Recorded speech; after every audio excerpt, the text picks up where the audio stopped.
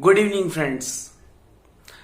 हम लोग बात कर रहे हैं आज motivation end of course the management और मोटिवेशन की बात करते हैं तो हम आपको लेके चलते हैं। मुझे कुछ ही दिन पहले थोड़ा सा दिमाग में आया महाराणा प्रताप। मैं आपको लेके चलता हूँ 16वीं शताब्दी में। महाराणा प्रताप 1500 से 1600 के बीच में जन्मे और उसी के बीच में उनकी मृत्यु हो गई। उनका जो जन्म हुआ था वो 1540 जो सन है अपना उसमें हुआ था और 1597 1597 को उनकी डेथ हो गई थी। उनका जो जन्म हुआ था वो कुंभलगढ़ में हुआ था जो कि राजसमंद में है आजकल उदयपुर में। और उनकी जो डेथ हुई थी वो हुई थी संवाद करके जगह है जो कि उदयपुर जिले में ही पड़ता है। उदयपुर के एक जिले में पड़ता है। End of course if I talk about the Maharana Pratap Singh तो उनको जो पूर्वोत्तर थे वो थे महाराणा उदय सिंह जी। उनके जो पुत्र हुए वो हुए महाराणा अमर सिंह जी। तो ये थी उनकी हिस्ट्री। ये थे सिसोदिया वंश के। और महाराणा प्रताप का जो गौरव, जो कौशल, जो शौर्य है वो हिंदुस्तान क्या पूरा मतलब वर्ल्ड नहीं भुला सकता। Because Maharana Pratap is a legend. उन्होंने 57 इयर्स अपनी लाइफ को स्पेंड किया और उस लाइफ स्पैन के अंदर उन्होंने इतने युद्ध लड़े। और अकबर जो कि हिंदुस्तान का सम्राट कहलाता था उस टाइम, वो अकबर कभी भी महाराणा प्रताप के सामने नहीं आया।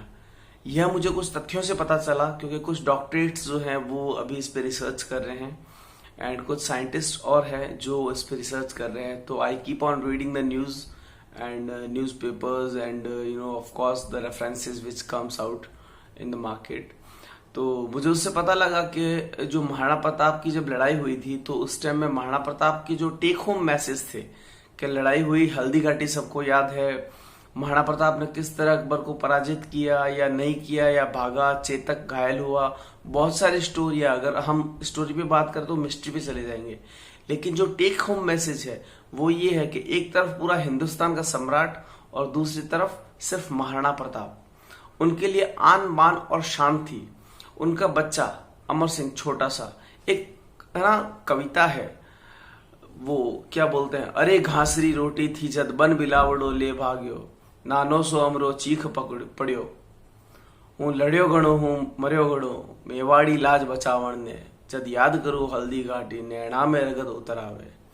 तो मतलब एक राजा होके भी उसको इस तरह की यातनाएं या इस तरह की चीजें झेलनी पड़े तो आप सोचिए कि उस राजा के दिल पे क्या बीत रही है और वो खुद क्या सोच रहा है उस कंडीशन के अंदर, उसकी मानसिक स्थिति क्या है, उसने खुद को कैसे मैनेज किया है। और महाराणा होने के नाते उसने मेवाड़, उदयपुर, जो भी उसके साम्राज्य के अंदर आते थे उसने उसको कैसे मैनेज किया एंड हाउ ही फॉट। उसके बाद जो टेक होम आता है कि आज उदयपुर, लोगों ने लिखा अकबर ने हल्दी घाटी का युद्ध जीत लिया, लेकिन मैं कहता हूं अगर हल्दी घाटी का युद्ध अकबर ने जीत लिया होता तो क्या आज उदयपुर फ्रीडम पे होता? नहीं हो पाता। क्योंकि फ्रीडम पे नहीं हो पाता इसके भी कुछ साक्ष्य है। वो साक्ष्य ये है कि आज अगर आप राजसमंद, उदयपुर और इसके आस पड़ोस के जहां कहीं भी आप जाओ तो वहां पे आपको महाराणा प्रताप के हाथ के दिए हुए ताम्र पत्र से जो वो अपन बोलते हैं ना घर के पट्टे, that is given from the Maharana Pratap to the land owner at that particular time in the era of 15वीं 16वीं शताब्दी। हम इससे आगे भी बात करते हैं दोस्तों। Thank you. Will be continuing in this particular topic. Thanks. हम बात कर रहे हैं महाराणा प्रताप की। चूंकि महाराणा प्रताप सनातनी धर्म के थे, उनका जो धर्म था वो सनातन था, तो वो हिंदुओं की जो वाणी थी, हिंदुओं की जो चोटी थी, उनका मान और सम्मान बहुत ज्यादा रखते थे।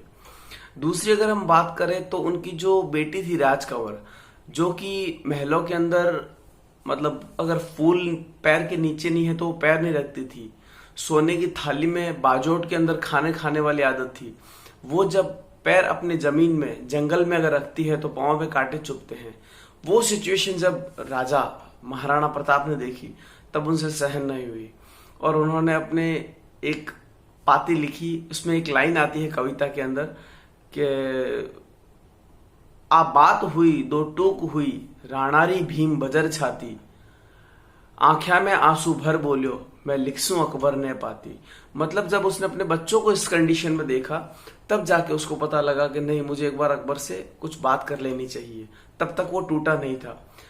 उस कंडीशन में भी जब उसने लिखा तो सिर्फ अपने बच्चों के लिए लिखा था। मेवाड़ उसके दिमाग में था, हिंदुओं की वाणी, क्षत्रिय धर्म, सनातन धर्म, सब कुछ उसके दिमाग में था। लेकिन उसने लिखा। जब उसने लिखा, उसके बाद जब ये लेटर पहुंचा अपने महाराणा अकबर के पास पहुंचा, तो अकबर ने पीथल को बुलाया और बोला कि देख, मैंने एक जंगली शेर को पिंजरे में कैद कर लिया है। उसका लेटर आया और वो बोल रहा है कि भाई, I can surrender now. Peethal जो था वो बीकानेर का था, और पीथल को जो था वो बहुत ही सौहार्द मित्र था वो, और अटूट संबंध थे उसके महाराणा प्रताप से। तो उसने सिर्फ एक ही बात बोली। उसको लगा कि उसने एक बार बांचा, उसको समझ में नहीं आया। उसने दूसरी बार फिर उस लेटर को देखा, उसको फिर समझ में नहीं आया। वो महाराणा प्रताप के पास गया और उसको खरी खोटी सुनानी शुरू करी कि क्या मेवाड़ के अंदर, मेवाड़ के महाराणा होते हुए, क्या मेवाड़ की औरतें जो है वो रांड हो जाए। आई मीन, मैं अब्यूजिंग लैंग्वेज यूज कर रहा हूं, but it was written in that poem. जब तक मायनों में तलवारें पड़ी है, तब तक आप शांत कैसे बैठे हो। मुझे ऐसा लग रहा है कि आज जो शेर का बच्चा है वो कुत्तों के बीच में सो रहा है। मुझे ऐसा लग रहा है आज कि जैसे कोई सूरज जो है वो बादलों की ओट लेके छिप रहा है, उसको किसी से डर है। तो ये जो चीजें जब पीथल ने महाराणा प्रताप को कही, तो महाराणा प्रताप की आंखें जगी। महाराणा प्रताप का वापस वही खून जो राजपूतों में होता है, सिसोदिया वंश का था, वो खून खोला और उसने बोला कि कौन कहता है कि जब तक मयान में तलवार पड़ी है, तब तक हमारी जो औरतें हैं वो राजपूती रांडे हैं। नहीं, उनके अभी भी सुहाग जिंदा है, उनके माथे के अंदर सिंदूर जिंदा है, और हम तब तक लड़ेंगे जब तक कि हम उनको हरा नहीं दे। और उसके बाद में हल्दी घाटी का युद्ध हुआ।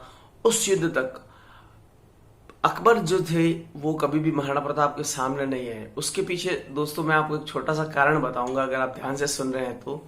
अकबर जो था वो मुगल था, तो उसकी हाइट जो थी वो 5-5.5 फुट हाईएस्ट थी।